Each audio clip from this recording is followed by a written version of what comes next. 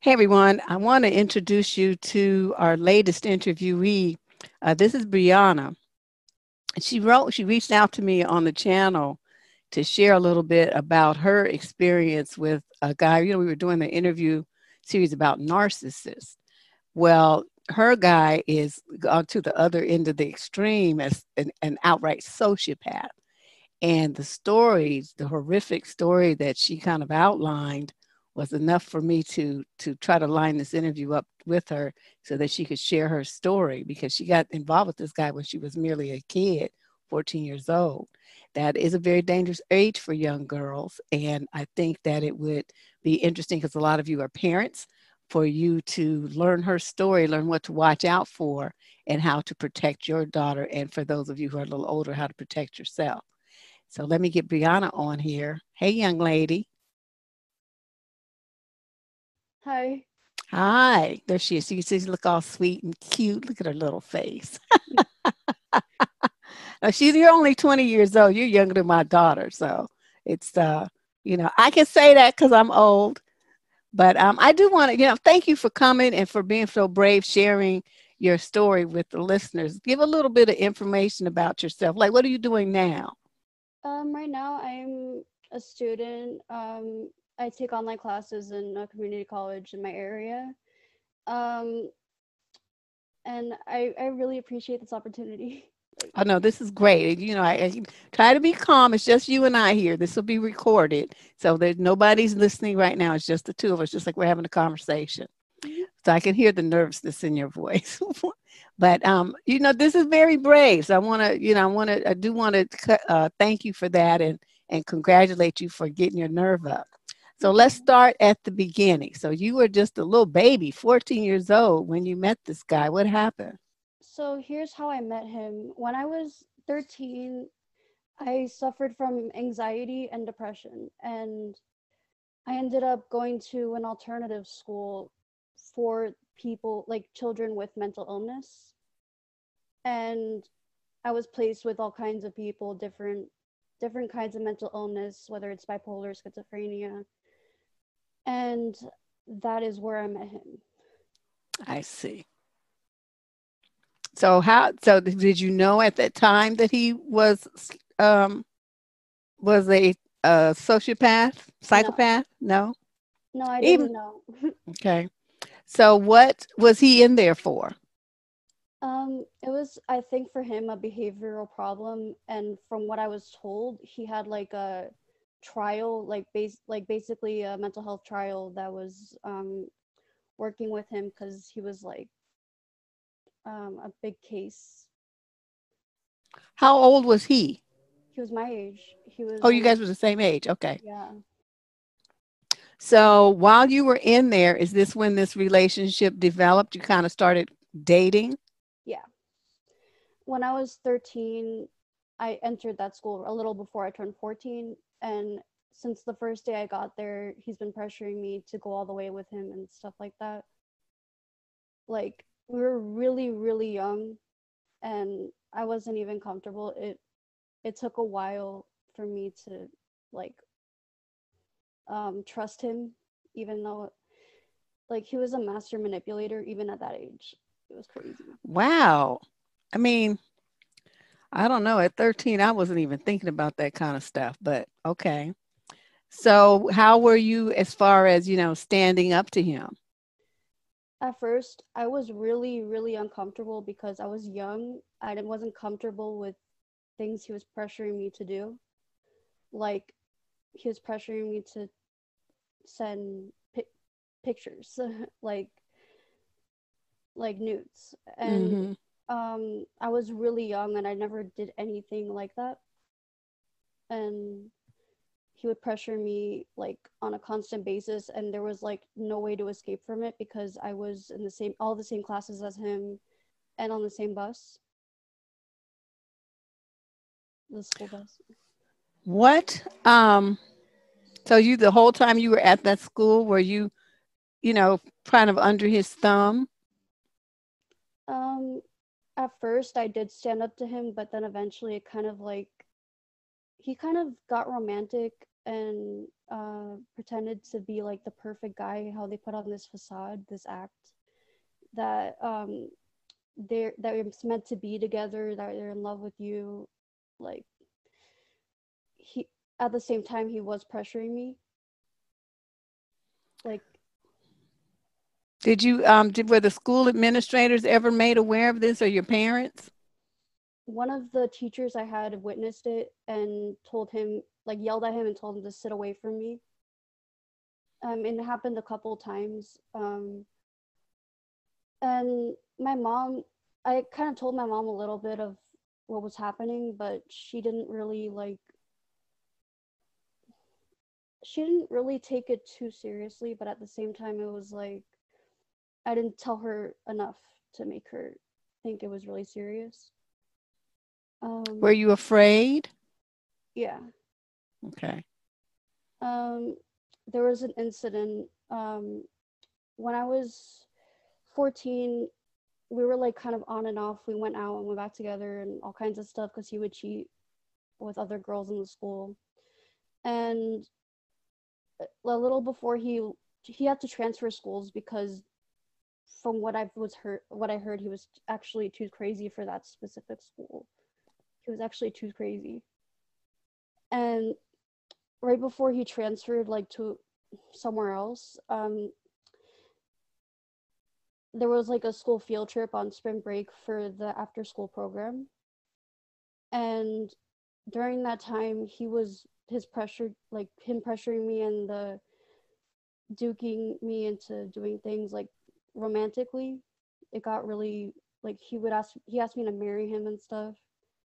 And like really he acted like it was like really perfect, holding my hand and stuff. And um I wanted to go to a staff member about it. I wanted to like, because the pressuring was getting so out of control. I actually talked to a friend about it, and they recommended that I go to a staff member and like tell on him. But unfortunately, that's not really what happened. Um, I ended up losing my virginity to him. Was this was okay? I'm trying to fill in the blanks. Was this against your will? He probably just pressured you into it, or was it an actual assault? He really pressured me into it. It wasn't against my will. That's called coercion. That is, if you really didn't want to and they just bug you, it's called coercion. Okay. Yeah, it was a few days before my 15th birthday. And what happened was there was a kid who witnessed what happened, and the kid ended up telling people about it, and my mom found out and the school found out. And everyone found out, and he was out of the school and I was in the school, and things were bad and I was being slut shamed and stuff. Oh boy. Like it was a crazy time. Like I don't even know how I dealt with it. Like I was grounded for like 8 months because basically, yeah, I was too young and it was unprotected. It was crazy. And I can't believe I did that. Well, I wouldn't be blaming you considering you were in a place in a space that was for young people that were, in a traumatic situation. So to expect that you would have the personal fortitude and the boundaries and the wherewithal to handle something like that on your own is unreasonable. It's an unreasonable expectation. So, if you're beating yourself up about that, Brianna, please stop. I mean, just think about where you were and why you were there, you Yeah. know. So tell me though, let's go back to when you were, kind of telling your mother. The reason why I want to ask you this question because I want to see what your mental and emotional state was, and if a parent feels that their child is, the child starts telling them something like you did, what would have helped you tell her the whole story? Why? What was going on in your head that made you only tell her part of it? She she's a little bit, she has anger problems. My home situation, my dad was he's a drug addict, he's a junkie who has been on drugs for over a decade, and he's out of the picture. My mom's on her own with me and my brother, and it's just, she got like angry, and she's very critical and judgmental. Like she doesn't ever like lay her hands on me or my brother, but she's very like, her words can really like I'm Okay, really afraid of the backlash. I see. Okay. So you were, when you started telling her, did she start getting angry then? Oh, when she found out about it, um, she said if I'm pregnant, then she's gonna force me to get an abortion and send me off to foster care. Oh boy. hmm But Okay. I'm glad I wasn't. Yeah, I'm glad you weren't too. What, okay. So what would you have what would you have liked her response to have been? I would like her to actually look into the situation and be supportive, and not just assume things, like assume the worst in me because I lost my virginity. Um, there was a lot of people in my school who slut shamed me, and even would grope me in the hallways after that because of what happened. Because the whole school found out. Ooh wee. If you had been my daughter, I would have turned that school out. They wouldn't have had to worry. Um, this is terrible. It's like a lot of people around you just failed you. Um, okay, so what else happened with this guy? Um, Fast forward a few months later, I felt like at the time had this illusion that he had this like big act and facade, and I was like, I actually thought that he was so sweet to me during that time while pressuring me. Like it was, and then like um I he reached out to me on my phone when I got it back, when I hadn't had my phone for a few months. He was like, well, and his like whole facade just changed. Like he wasn't, like, it was clear to me that it was just he got what he wanted out of it. Um, and yeah, he used me, and he said he loved me like the love bomb a bunch of times. And basically, um, I was kind of in denial. So at this time you're what, about 15, 16? 15, Okay. almost 16. That then like 15 in a few months, yeah. And um, we kind of we kind of became like friends with benefits, and but I didn't want to do it again. But like I just had this like denial and a lingering hope that he would, that he still loves me, like, and he stole from me. This started when I was 17. Like my mom. So this is what happened. Like when I was about to turn 18, my mom gave me her credit card to spend on clothes or something or whatever I need, and I was um, basically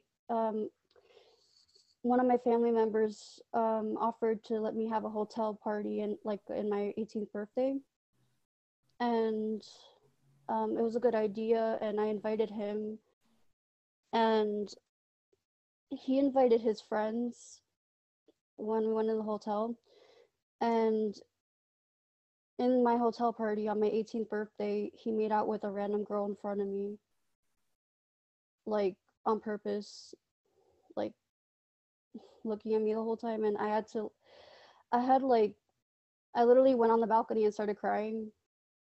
And um, right after that, I found out that he had taken my mom's credit card that was in my purse and took all the info, and all his friends, he ordered Ubers for all of them on her credit card, and ordered Uber Eats and all kinds of things, and spent like hundreds. And he tried to order a limousine on my mom's credit card. And my mom found out, and that's when she was saying that she's going to kick me out of the house and stuff. And to be honest, when I was around that age, when I was 17, I was actually like really, really dumb. Like, I actually even went on a motorcycle with him without a helmet. I was in that age, I guess, where I made impulsive, dumb decisions. But That's what um, kids do.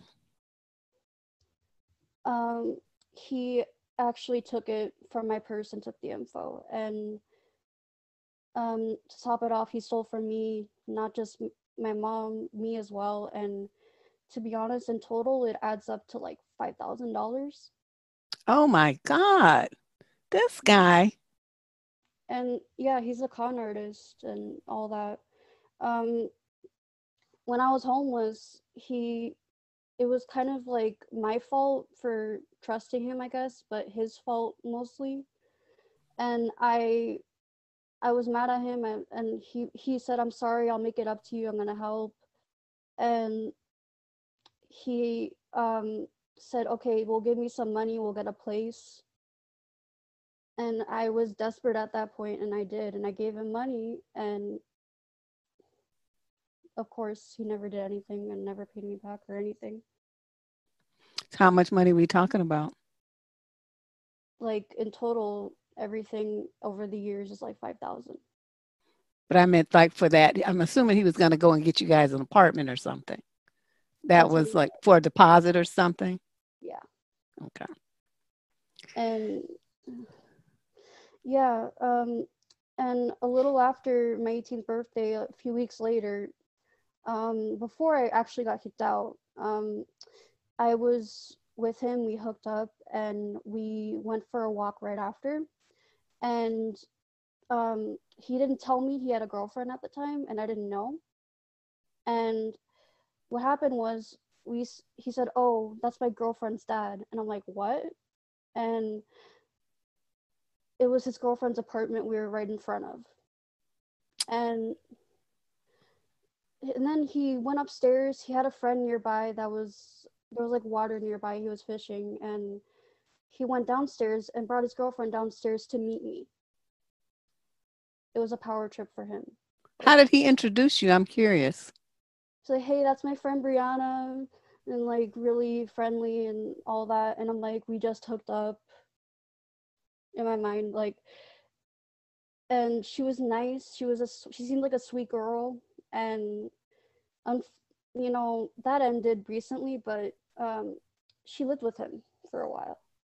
Um, we introduced each other, we shook hands, and I was so upset right after. I went to his friend that was nearby when they went back upstairs, and I told his friend everything. Like, I spilled out everything that happened, and his friend was like, "Oh no, he didn't. He's an asshole. I'm going to call him." He wouldn't do that. He was like angry and stuff. He's like, "If he did do that, I'm gonna beat him up." And he called him, and I was so upset and overwhelmed. I just walked away, and I called my mom to pick me up from where I was. And like during that time, he uh he went downstairs, and they talked for a few minutes, and I was at a distance walking away. And I came back, and in the course of a few minutes, he told his friend that he would never do that. And apparently, he was like convinced and believed that I was lying and that I'm crazy. Hmm. He's like, she's like, he would never do that. He's my friend. And like, So he's how been, did you, let's talk about the part where, you know, you said you were homeless and you got kicked out. What made your mom do that? um, it was around like like a month or two after I turned 18. Um, she, she was just like, she threatened to kick me out a bunch of times as a minor, but she couldn't do it. But now that I'm 18, she could. And she was kind of like, at the time, I had a little bit of a downward spiral with him. And she didn't want to, she just changed the locks and made my room into an office, and I was in a homeless shelter. Oh boy. So she didn't give you any notice or nothing, just changed the locks on you? Hmm. What is your relationship with your mother like now? It's on and off, kind of like, I live with a friend right now. It's kind of bad most of the time, but sometimes it's okay. But our relationship was never good. Um, we would argue like all the time, and like it's just we never like saw eye to eye. Your mom, was she on any drugs or is it just your dad? Just my dad. My mom's not on drugs, but she's very angry and uptight. What, did she drink? No? No. No. Okay. Um, my dad does crystal meth. He's a junkie now. Oh boy. Hmm. Have you seen him at all recently? Um, I try not to see him often because it's not safe. Right. I usually just talk to him on the phone to check if he's okay. Like, cause he's old. He's 52 and he's been doing drugs for over 10 years. And he could like die any second. Yeah. I was thinking that crystal meth check you people check up out of here. It doesn't it's like people can be, I don't know, they use other drugs and they can be alive for 20, 30 years, but it seems like crystal meth doesn't have that duration. Yeah, he lost a lot of his teeth and he looks older. He looks like he's like 70 and he's 52. Yeah. So what impact did you think all of that had on you as a person that you've been through at such a young age? Um, the impact with the guy, right? Well, yeah, I mean, well, with all of it. With all of it, my self-esteem got pretty bad. Um, it's not just my childhood, but it's people like my ex. He he was recently diagnosed as a sociopath like 6 months ago, and he was bragging about it. Really? Hmm. Hmm. Is he on meds or anything? I'm not sure about that. So did he call and tell you that he was diagnosed as a sociopath, or you just kind of heard it? I heard it from other people, and he called me, but I don't have anything to do with him right now. I cut him out, but although it was like a few months ago, it's like a record because I could not let him go for a long time. It was kind of like an unhealthy addiction. Hmm. That happens sometimes when you get with fools and you're really young like that. You know, you don't have anyone in your ear telling you anything different, and you just, I don't know, it's like young girls get imprinted or something, and it's really bad. Have you been able to get some therapy to deal with that guy in your life and your relationship with your mom? I have therapy. I keep track and I attend therapy every week. It's not specifically for that. It's more about my depression and anxiety, but I do talk about that. Okay. Well, considering what you have had to deal with, I can't see how anybody would not be feeling anxious and somewhat depressed. That's a lot, especially for a little kid. And I'm sorry. I mean, I'm so much older than you, but to me, you're a kid, and that is just a lot to deal with. Might I suggest that you change your phone number? Yeah, I did. Okay. because that guy, he shouldn't be able to contact you anymore. I mean, that's going to be part of, creating a safe Oh, space for yourself is going to mean he can't reach you. not to mention, whenever I go through times, like I went through a time when I was 16 to 17, I was kind of done with him. I didn't want to talk to him. And during that time, he spread a rumor that I died, that like he told all my friends that I passed away and committed suicide, like made up a whole story. And people were asking me, "Are you alive?" And I'm like, This guy, I'm like, what is the point of that? I guess he just, you know what? A lot of times those sociopath types, they enjoy seeing people in pain so much that in order to see them break down and be heartbroken and cry and all that, over and over, I could see where that would be a great tool for him to elicit those kind of emotions for him to his sick self to feed off of. yeah, um, like it's ridiculous. Like if I show that I'm stronger, or if I haven't contacted him in a long time, or like answered him, he thinks, like he tells people that I died, and this happened not once but like twice.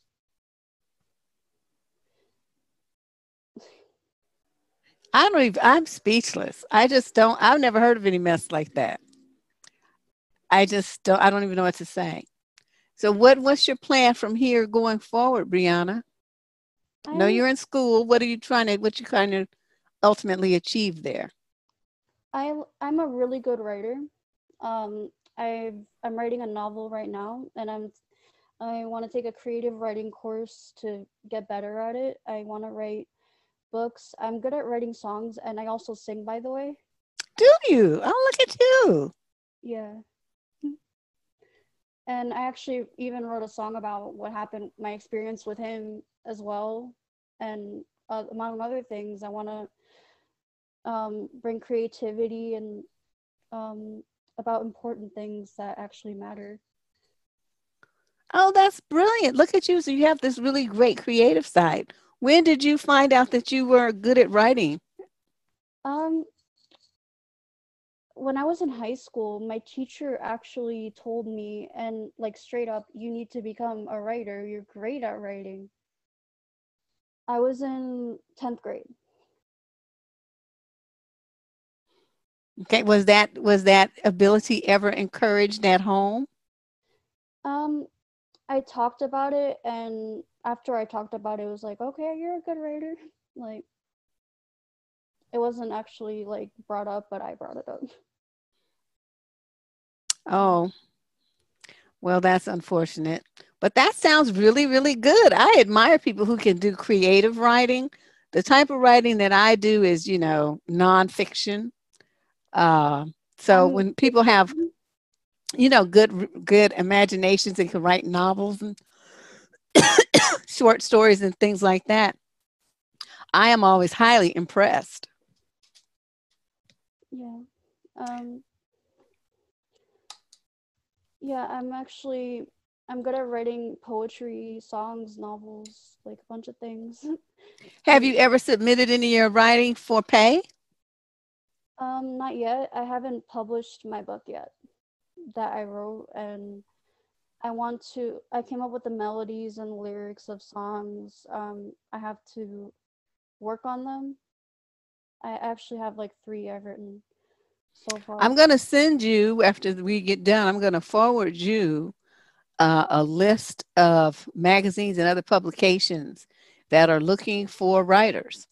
They're looking for short stories. They're looking for articles. They're looking for all kinds of things, fiction and nonfiction, including poetry. You get paid, girlfriend. Hmm, Okay. okay. I would love nothing more than to see you have a byline in a magazine. That would be great. And when that happens, be sure you forward me the link. Okay. Hmm. I can see that you have a resilience I think you're not even giving yourself credit for. You can go for, I mean, everybody's going to have some bad things that happen to them. Let's hope that all that's behind you now and that there's nothing there for you but good and wonderful things.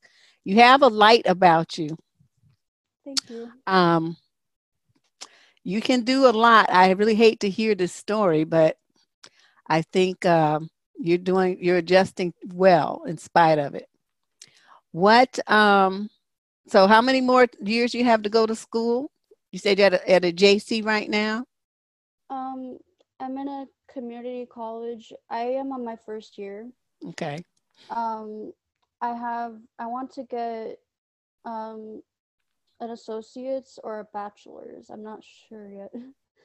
Well, you can start with the AA and then, decide what you want to do and go and finish your other 2 years later. Mhm. Um, what are you doing as far as dating? Are you just hanging by yourself? What are you doing there?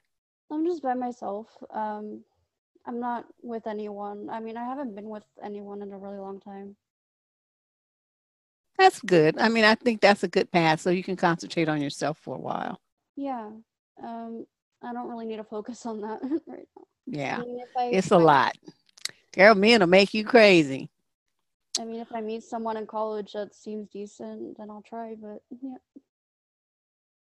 Okay. Well, is there anything else you want to warn parents or the girls about getting involved with guys like this, or maybe boundaries or whatever tips that you have that you want to share? what I want to warn the girls about is no matter if you have a bad feeling about something you're gonna do when a guy wants you to do it, listen to that feeling and listen to other people if they warn you. Because I mean, I had a couple friends that did warn me, and I confronted him, and he said, "Oh, that's all a lie. Don't listen to your friends. You love me, right?" Yeah. Just listen to your gut feeling and listen to your head when it comes to that stuff, because you have to keep your guard up.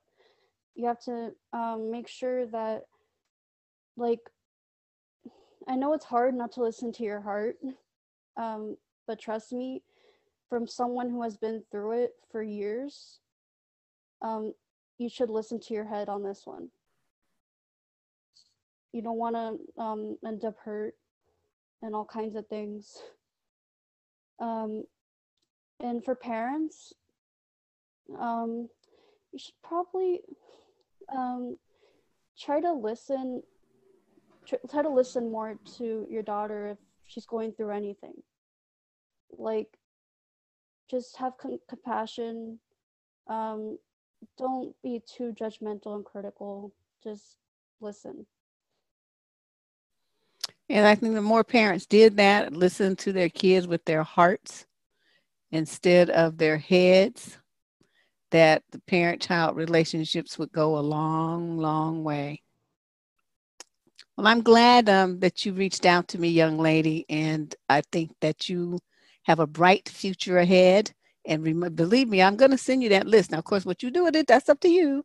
But it's a thing that you can get. You can sign on and get your own subscription. It's free, and they send it out every month, and it's just full of tips for a place where you can submit your material. So I hope to see your name in print real soon. Thank you. You're so sweet. I've enjoyed talking to you. And, if you have anything else you want to add when the video goes up, I'll send you the link so you can go and check, monitor the comments. And then if you have something you want to add or people have questions for you, feel free to respond to them. Okay. All right. Okay. Thank you. And I will talk to you real soon. See you later. Bye bye.